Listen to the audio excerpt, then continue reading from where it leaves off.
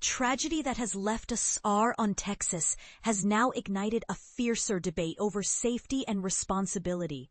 Devastated parents of the children who lost their lives in the catastrophic Camp Mystic flood took their grief and outrage directly to state lawmakers, demanding urgent and dramatic improvements in camp safety regulations.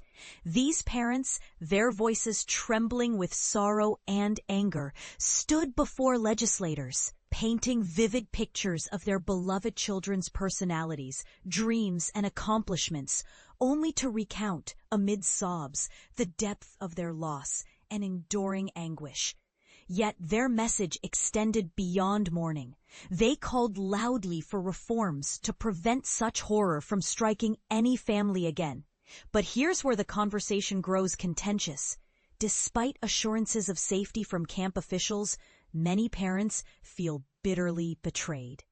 Siles Steward's mother, Cece Williams Stewart, relayed how she'd been promised that her daughter and the other girls would be protected, but believes that failure to implement basic, obvious safety procedures cost them their lives. As she told lawmakers through tears, Sile was taken not by an unstoppable act of nature, but by mistakes that never should have happened. Her heartbreak was so palpable, it moved even some senators to tears. The ongoing agony is sharpened by the fact that Sile's body, alone among 27 other missing children and counselors, still hasn't been found in the tumultuous floodwaters of the Guadalupe River. To put the disaster in perspective, the flood claimed a staggering 120 lives county-wide, including those at Camp Mystic.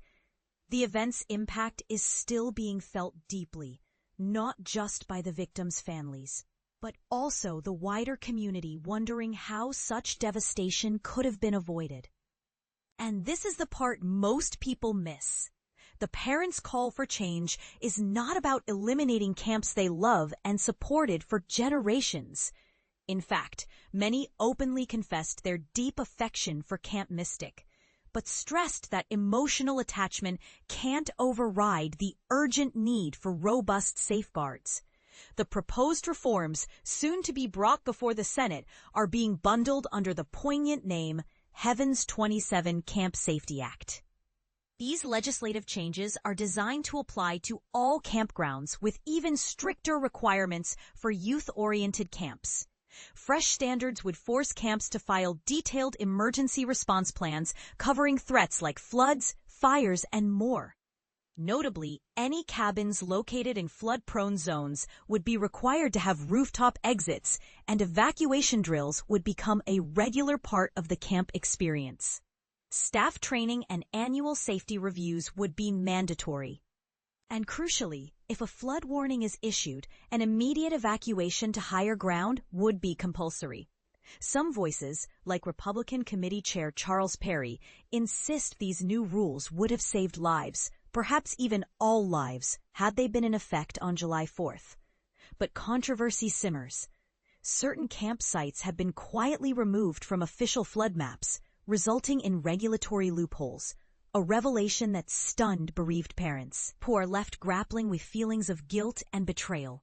For example, Doug Hanna, father of 8-year-old Hadley, admitted, "We blindly trusted we were sending our daughters to safe cabins, not realizing that regulatory exemptions had put them in greater danger." Camp Mystic's own leadership declined to comment on the specifics of the pending legislation, taking the position that their focus must be on recovery for now. However, they expressed general support for any political actions aimed at improving safety for all camps along the Guadalupe River, reiterating that camper welfare remains their top priority. The underlying question splitting opinions is a tough one. How much responsibility should camps shoulder, and can any amount of regulation shield against nature's worst? Should waivers and regulatory exceptions ever be an option, especially where children's lives are at stake? Perry made the legislative stance clear. No more waivers. Don't even ask.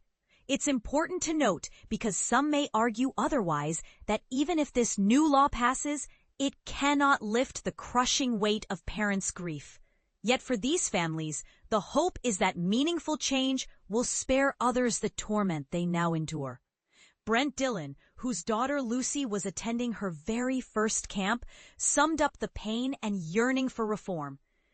"We entrusted our child to the camp, never imagining tragedy could follow. Now, all we want is assurance for every parent that real preparedness, not just promises, will be the new standard. This entire debate cannot and should not be one-sided. Do you feel that the government's approach finally answers the demands for accountability, or does it still fall short? Can any reform truly guarantee safety? And where should we draw the line between enriching childhood experiences and managing risk? We welcome your thoughts and especially your disagreements in the comments.